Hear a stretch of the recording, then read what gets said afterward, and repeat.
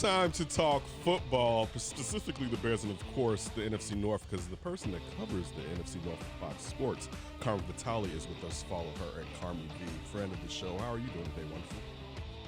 I'm doing wonderful. Yeah. That's how I feel about you. I'm being honest with you. That's how I feel about you. I like you take a good jab and we poke at each other, and it makes it fun. You since I've known you, you make it fun. What is sports media if not banter? So definitely. So I have something to say about Kirk Cousins sometimes during this episode.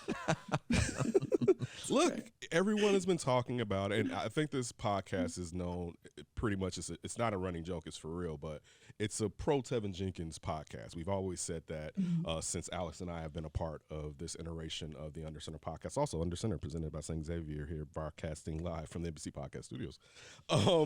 Listen, I'm happy that you talked to Teven, and we've seen that there has been some growth with Teven. So let's just start right there. What made you have interest in writing about Teven, and what is new when it comes to Bears guard Teven Jenkins? I've kind of made it a mission of my career in general just to bring awareness to what the offensive line means and what they are capable of and how athletic these guys are. And the entire offense runs through the line, and it's five guys having to work as one. And when you think about it that way, it's really impressive. So I've spent a lot of my career kind of diving into offensive line play because it's not as quantifiable as perhaps, receiver stats or passing stats, anything like that. And so with Teven, it was interesting because he ended up reaching out to a really good friend of mine, AQ Shipley, who appears on the Pat McAfee show. He does the In the Trenches segment, and he highlights offensive line play for the McAfee show. And I know him from Tampa. He's like a big brother to me. He is the one where when he was coaching for Tampa, I would sit in his office and I would just bug him as much as I possibly could. And he would sit there with me and he would watch film with me and he would go over technique with me and he would teach me all of these wonderful things about offensive line play. He was a center in the league for 12 years. He knows what he's talking about. So he broke down Teven's play, and Teven saw that and reached out to AQ. They developed a little bit of a relationship, and AQ was like, hey, come down to Arizona. I trained some guys over the summer. Why don't you come too? And then I invited myself and I said, hey, why don't I come too? Just to see, how Teven was handling this transition, how the offensive line was handling this transition under Shane Waldron to Caleb Williams, all that kind of stuff. So the biggest thing that Teven said that stood out to him this offseason as compared to last year is, the scheme is very intuitive. He understands the why behind everything that they're doing. And that's really stressed because of this mid-zone scheme that Shane Waldron runs. You have to know what the guy next to you is doing on top of what you're doing and why you're doing it. Otherwise, it doesn't work. And then he told me they're playing unselfish football, which was the biggest improvement over last year in his words. And I thought that was very interesting. And it seems like the Bears are headed in the right direction, specifically the offense. That is really telling, hearing about that unselfish football, because it's not really something, that we heard about last year or even in years past. And, we don't want to cast blame or speculate about who that's about.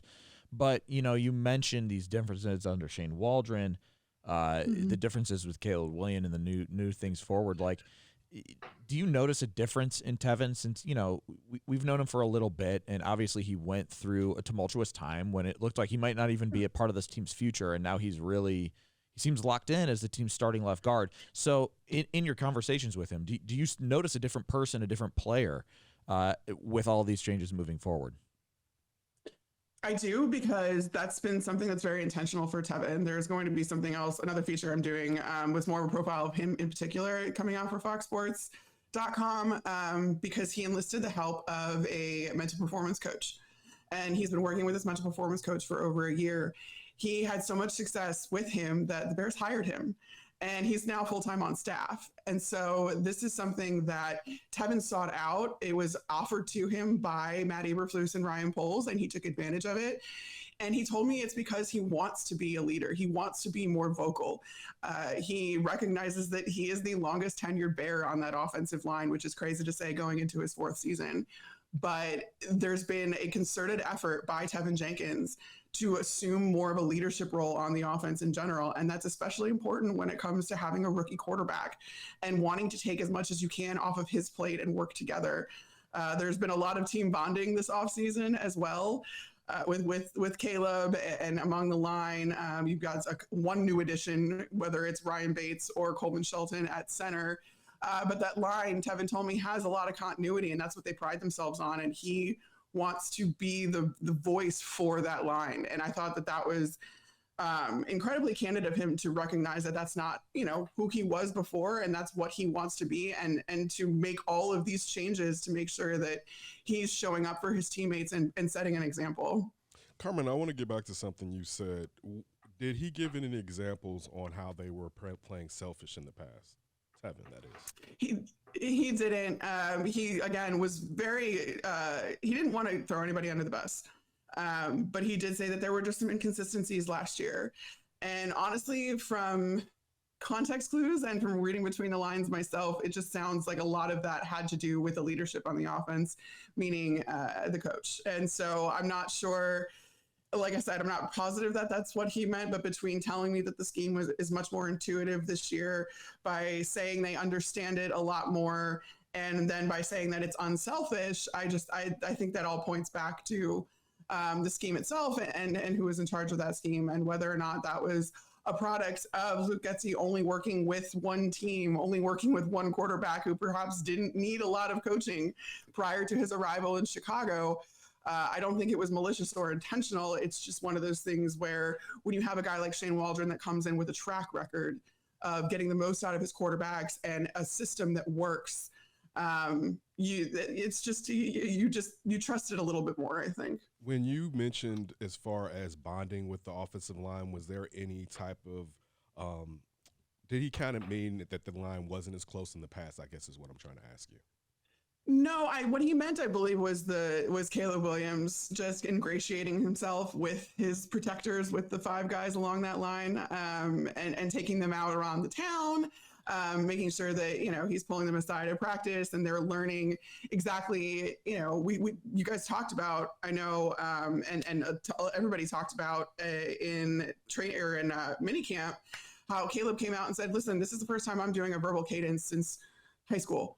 I didn't do this in college. I had a clapping cadence. And so all of that it goes to the offensive line and how they need to understand what Caleb needs from them. Caleb needs to understand what they need from him. And this all doesn't happen unless you have a very well-rounded relationship, not just on the field, but you need chemistry. And so that happens by going to Cubs games, by going to the bar together, doing all these really fun things together and team building and stuff. And it's really been developing the relationship between Caleb Williams and his offensive line. Now, you mentioned it's been your life's mission to tell the world and share with the world how athletic offensive linemen are, the unsung heroes of the football field. So I'm just curious, with your workout that you watched with Teven Jenkins specifically, was there anything particularly impressive or surprising that you learned about him as he was going through that workout? It's really interesting because I've been around these guys for a lot of my career, and Teven dwarfed Robert Hainsey, who's the Buccaneers center. He's so much bigger than I think people realize, and he just has so much strength, but also like pliability and flexibility and athleticism. He does Pilates, he told me. Mm-hmm. So going through these workouts, I was there with them for 2 days. The first day was just in AQ Shipley's pool house, which is just an offensive lineman's dream. It has every piece of equipment you could ever want. There was an entire circuit developed or devoted just to the big toe and strengthening it, stretching it, and making sure you knew your leverage points and how to stay up. It was really interesting. But then, I mean, these guys are dealing with 60 to 80 pound dumbbells.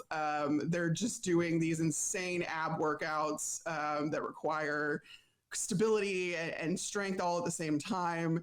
And what was really great is the camaraderie between all of them. And they were just encouraging each other, yelling at each other, pumping each other up. I mean, music was blasting. It was just this whole like adrenaline filled workout that I was like, wow, I'm ready to go through, run through a brick wall at this point. I tried a couple of the workouts too. I did one of them, but it was like a laying down workout. So that was the only one I was successful at. Yeah, let me do the workout where I get to lay down and be horizontal. That sounds like the workout for me too. No running around for me, just laying down.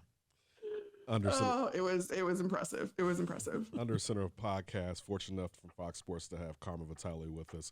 Carmen, let me ask you this. Who else, when you talked about, I would take an offensive lineman hyping each other up, who else was at AQ's house? But also, what does AQ think about Teven now and where Teven can be? It was Robert Hainsey, who is the Buccaneers center, and then Brandon Walton was the other guy that was there. He's a practice squatter for the Bucs and has been for a couple of years. AQ also trains Jordan Morgan, who is Green Bay's first-round pick. AQ is very selective as to who he works with. The original guy he started with was Robert Hainsey, and that was kind of at the behest of the Buccaneers when Q was a coach for them. And then he has continued to work with him now, just as with private workouts, as AQ kind of does more of the media stuff. But what he told me about Teven was that he has all of the tools and the work ethic is there. I mean, AQ could not tell me enough about this was Teven's idea. Teven wanted to come out to Arizona. He just provided him, the outlet and the opportunity. And all he wants to do is learn and work. And he rarely ever makes the same mistake twice. And he's just his brute strength and size. He knows how to use his size. He knows how to use his leverage. And it's just about fine tuning kind of more of the technical points of offensive line play as far as his hands and how to, outmaneuver and stuff like that, and how to counter these defensive linemen that he goes against every snap. But it was really great to hear AQ say, listen, like he has it. He's going to be really successful. He's going to be a stud, I think is the word that he used, just with a little bit more polish. And now with the leadership that Teven wants to display and has started to display, he's becoming a really well-rounded player. And that's really great to see, especially like you said, coming from just not having a true position on the line and going through some adversity in Chicago to come out on the other side of that, I think speaks volumes to Teven's character. Definitely. It's also really important, the contract year for him. This is the last year of his rookie contract. Did you at all get into his future with the Bears during your time together? Or is it like, this is my last year of my rookie deal. I'm playing for all 32 teams, not just the Bears. Did you get a sense of where his head is at in terms of contract stuff? No, the contract stuff was really not anywhere in his mind, and it wasn't on his mind. It wasn't anything that he brought up. It wasn't anything that I think he's really thinking about. He really wants to be good for the Chicago Bears, and he wants the Chicago Bears to be good. He's been in this city long enough. It's the team that drafted him, and that means something. So we didn't get into anything about how this is his last year under contract with the Bears. He wants to be the best guard he can be, and he really believes in what they're doing offensively. I understand if he didn't, but you mentioned you have a connection with AQ due to your time in Tampa Bay. Yeah. Carmen used to be the reporter for the Bucs. Everybody, if you did not know that, when they were really, really good. Let me ask you this: as AQ being a former center, does he have a thoughts on perhaps who should win out or who's best for the Bears this upcoming season with Bates and Shelton playing to become the center for the future? He's friends with Ryan Bates. He loves Ryan, but he doesn't know enough. He told me about Coleman Shelton to really make an evaluation onto who is better. I did talk to Teven about it a little bit more, and he stressed to me it really is a competition. They switch off snaps. They switch off taking snaps at the ones and the twos, and they're in a rotation right now to figure out who really is best. And he thinks that that's going to be decided pretty early on in camp, but it has not been decided yet. So AQ, like I said, he knows Ryan Bates and he really likes his game. He also recognizes that Ryan is not the youngest player anymore either.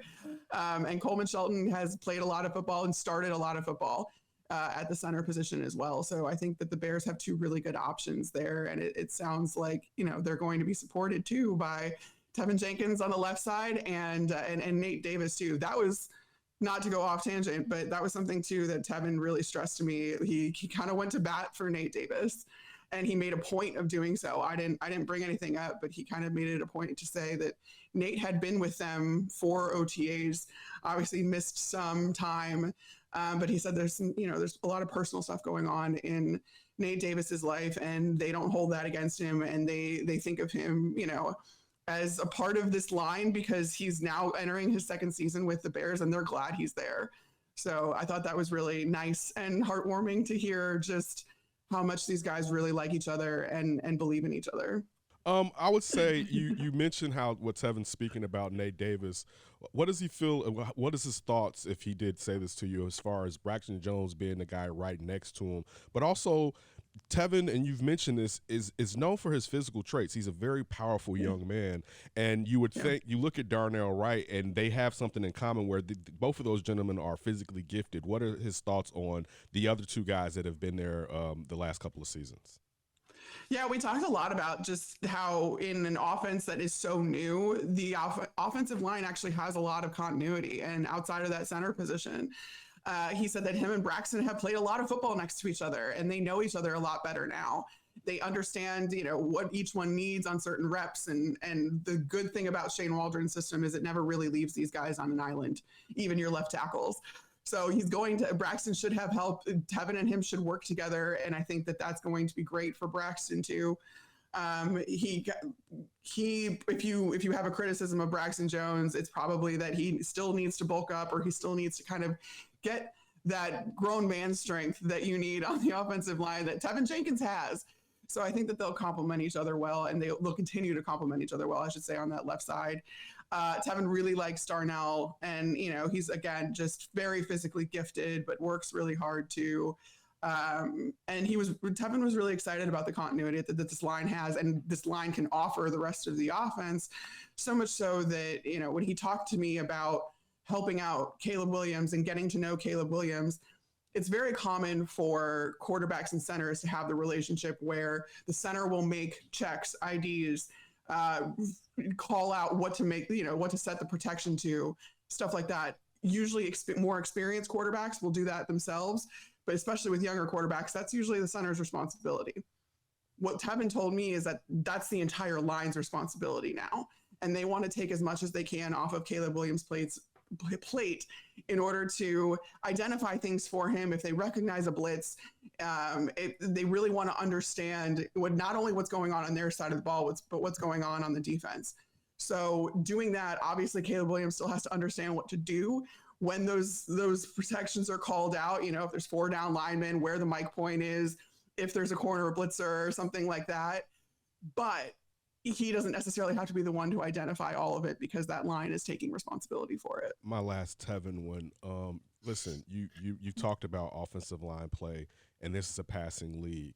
But anybody that knows some offensive linemen, you want to dull out the punishment and not just back up. His thoughts from going from Luke Getsy, who a lot of it was due to the fact that Justin Fields was so mobile that it helped the Bears running offense because you had to watch where Justin was. But thoughts on them being a really good run team under Luke Getsy and what he expects under Shane Waldron as far as running and dulling out some punishment to the defenders. Yeah, I think the biggest switch and kind of the biggest way that Teven's game has evolved in particular is that he now engages. He's not sitting back and waiting for the defender to come to him. That was stressed with AQ Shipley, even in the workouts, the small sample size of workouts I saw with the two of them. There was a big emphasis on engaging and making sure that you're the one dictating those leverage points. You're the one dictating exactly where your opponent is going, bend them to your will. And that's been something that Teven has absolutely worked on. And it comes out in the run game for sure, where your goal is to open up these running lanes, and you have to work together to do that. And it requires some vision and some sight from the running backs themselves to know when to cut back and where their lanes are. But that is going to be I think it's going to be a more fluid run game under Shane Waldron. And I'm really excited to see, how well-rounded this offense can be, especially with his utilization of tight ends and how they factor into the offensive line scheme and the run scheme for that matter, on top of just this embarrassment of riches at receiving weapons. We'd be remiss if we did not talk about the NFC North as a whole, considering you cover the entire division. So as we get ready for training camp, we're recording this on Tuesday. Rookies are reporting to Hallis Hall. what do you think needs to happen for the Bears to close the gap within the division and move out from the basement where they've been in recent memory to start really competing for division titles? I think they have all of the tools and you have the roster to be able to do that. This is a 3 years long process by Ryan Poles to put together a complete roster. And you have that if you all now live up to either the momentum or the expectations that have now been set.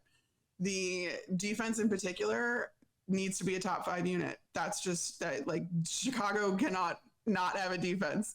And they were so good at the tail end of last year. They were a top 5 unit. They were the best defense in the league for a stretch there at the end of the season. So you need to continue that momentum to give your offense, something to lean on as it's kind of gelling and getting used to Shane Waldron's system, getting used to Caleb Williams. And from there, it's all about execution now. You have all of the tools you could possibly need. And that's what we saw with Green Bay last year, where there's a whole lot of new. Jordan Love coming in first year as starter. He's got all first and second year receivers, youngest team in the league. And it took about a half a season for someone like Jordan Love, who had been in that system for 3 years, albeit on the bench, but mentally he understood the system like the back of his hand. And yet it still took a little while for him to get acclimated to the speed of the game, for him to get acclimated to his receivers, knowing what makes them tick, them understanding what makes him tick. So it's just going to take reps and time and experience. And hopefully that all gels together exactly how Ryan Poles envisioned it, because if that's the case, then you're looking at probably the toughest division in football between the Packers, the Lions, the Bears, and then we'll see what happens with Minnesota. I'm firmly in the camp that they're not going to be that bad this year, even with the question mark under center. But you have Sam Darnold as your bridge quarterback. You have a ton of receiving weapons and offensive weapons in general up there. And then you have another defense that should be very, very good under Brian Flores again this year. So I think that the Vikings will still end up in the basement, but I don't think it will be with a bad record. I could see them winning 7, 8, 9 games even. It's going to be a gauntlet, guys, in the NFC North. How did I know that you thought the Vikings were still going to be good, Carmen? How can they be good if Kirk Cousins isn't there, Carmen? I'm joking. They've insulated. I'm with you. I'm honestly joking. When we talk on shows, we talk about the fact that they won 7 games last year without a quarterback, and that, as you just said, Sam Darnold can play, and we don't know what JJ may end up growing into with the weapons around him. So I'm joking. I want to ask you this though. You mentioned this, and this is something that we've discussed here, but we've heard a lot, and it's just a slight concern of mine. You mentioned the Bears and how well the defense played towards the end of the season and that they need to be top 5. The Bears linebackers and defensive backs, I think they have a lot. It's lit, right? But when it comes to the defensive line, and it's Montez Sweat, and we always joke about, Justin Jones used to say, they're doubling me, and we'd be like, yeah, okay. And when Montez Sweat got here, you noticed that Justin Jones took off basically. He's called him on this show fourth quarter Justin, but he showed that, that now with the force multiplier in Montez, now he can really take advantage of the guide to 3 technique. Can the Bears defense, in your mind, be top 5 with one stud on the defensive line, and now teams have tape on how Matt Eberflus likes to call plays defensively? Yeah, that's my biggest concern with the Bears by far. And it was something that I talked about a lot this offseason, even last, where I was like, this defense needs a 3-tech. That's one of the most crucial positions because you need to get pressure from the interior. You need to get sacks from the interior. Those interior linemen are the closest to the quarterback of anybody. So you need to be able to get there and get into the backfield. And we haven't seen them be able to press that way because that opens things up for guys like Montez Sweat. I still think that, I know you drafted a guy, but you didn't draft him until late to go opposite of Montez Sweat. So I think we'll see how that rotation, ends up working out. But what you can do in the meantime would have been to insulate against that and have guys on the interior that can get pressure too. So that's going to be very interesting. They're going to have to win basically by the back level. It puts a lot of pressure on the secondary. And again, I think those guys are up to the challenge. We saw how much they took the ball away at the end of last season. 18 interceptions in the last 10 games, something like that. think that's going to need to keep going. And again, I worry about the depth in the secondary too. I think that the guys that you have starting are great. But especially at the safety position, I don't know how deep you really are there. And for as much as you need out of those positions, that's going to be a tall ask. So that worries me. That concerns me. You're right. I think the linebacker level is locked up, and maybe we can get some more creative pressure looks out of Matt Eberflus when it comes to letting these linebackers kind of go wild and be involved in the pass rush a little bit more. But at the same time, guess what makes that easier? An interior front. That's also that's clearing the way for those linebackers. So we're going to see how this goes. They're putting a lot of faith in Javon Dexter, and hopefully he can kind of rise to the level that they think he can be, because they drafted him to be a position that he wasn't in college based on traits. So you're hoping that they've been able to develop him. The coaching staff has been able to develop him into the player they need up front there. That's asking a lot. Yeah. It is. I have one more question to you. I do, but it's a very silly question. Okay, let me go. It's actually, and I apologize, it's a Teven question, and it just hit me. It's fine. Teven, and again, this has always been a pro Teven podcast. Teven, and we were kind of upset about it, and some of it was on Teven when you come to find out it's about his just maturity. But it was viewed initially when he was here, and then right away you had a new regime here with Poles and with Eberflus, and it was kind of like he wasn't a Poles guy. Does it now seem to him that he is a part, even though this wasn't the regime that drafted him, but he is a part of perhaps the future? You mentioned the leadership, so that kind of is akin to, is he's a part of what the movement is supposed to be compared to being someone that's looked at as being a part of a past regime? Yeah, and I think that that's evidenced in the fact that Ryan Poles and Matt Eberflus have offered up resources to Teven to make sure that he is comfortable there and he can take advantage and become better and develop in Chicago. They want to develop him.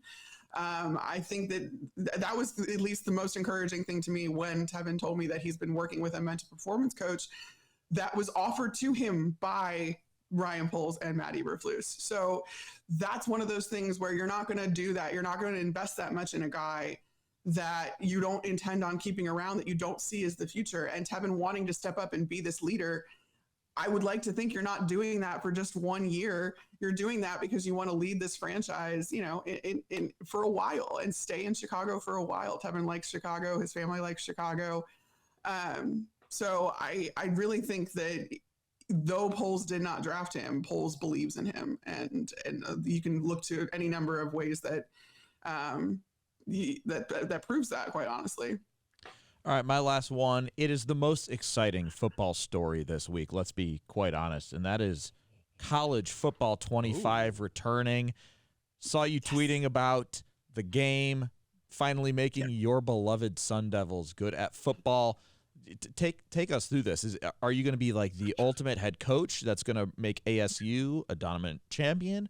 Are you building your own player? How excited are you for college football 25? Because I'm also very excited. Yeah, I'm very excited, but much like the Sun Devils, I still need some practice. So I haven't played this game, obviously, since, it was, I wasn't one of those people that just went back and kept playing, like kept my old system and kept playing, NCAA 12 or whatever, wherever they left off. So I need to get back in the swing of things. Right now, I'm just on the exhibition games. I'm even playing some of the little, mini games and stuff just to get my skills right, because I want to make sure when I enter that dynasty league and I start with my Sun Devils that I can build them up.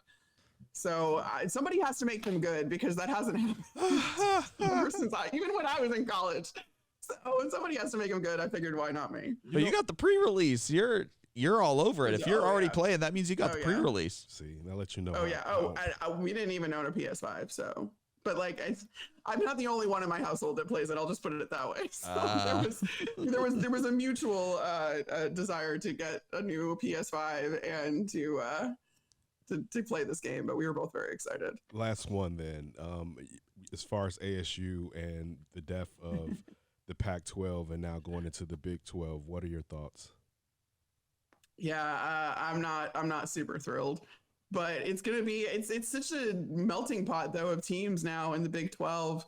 And I think that presents the optimistic side of me, which is very small, going to ASU and having to watch them all these years. The optimistic side of me, though, says like this is a really good opportunity, and especially to keep kids in state, which has been so hard for Arizona State. And that was why Kenny Dillingham was brought in, because he was a high school coach in Arizona, and they were hoping that he could keep these kids in state because there are a ton of kids that go D1 in football from Arizona, and there's quite a few powerhouse programs in Arizona, and ASU could just never keep them home. So hopefully now, combined with Kenny Dillingham's connections in Arizona, and with the fact that maybe, I don't know, like you feel a little bit more ownership over the state because you're in the Big 12 and there's so many different teams. I don't know why that makes sense to me, but hopefully it'll help with recruiting. And that you get to play some big time teams and big time games. We'll see. I don't know, but I'm sad. I was with ASU, worked for the football team during the Pac-10 era. So I was in it with the Pac-12. I was with the Pac-12 for its entire life. Sorry, yeah. R.I.P. I miss it too. I miss the Pac-12 every day. Apologies to you both. Pac-12 after dark. There was nothing like it. It was the best. Oh, I know. Sorry, guys. Listen, always a great guest. Follow her at Carmen V. Carmen, we always appreciate you taking a little time for us. Yeah, anytime, guys. You know that. All right, everybody, make sure you tune in every Wednesday at 5:30 p.m. here on NBC Sports Chicago. Congrats, you finished the video. If you want to build on that success, download the NBC Sports Chicago app. It's got highlights, exclusive insights, and push alerts tailored to you. Everything you need to be a real Chicago sports fan. Download it now.